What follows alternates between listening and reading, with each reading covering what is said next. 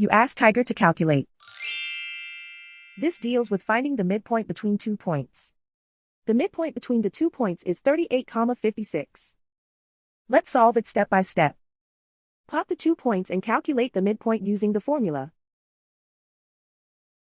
The coordinates of point 1 are x1 equals 81, y1 equals 51. The coordinates of point 2 are x2 equals -5, y2 equals 61. PM represents the midpoint of the 2 points.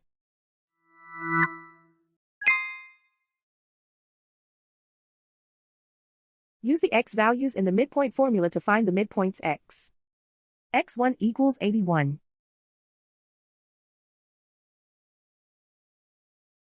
x2 equals -5. Simplify the arithmetic.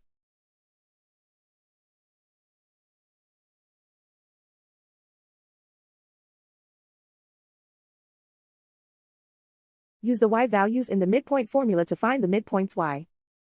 y1 equals 51.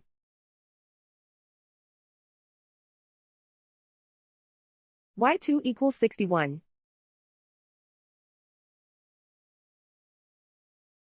Simplify the arithmetic.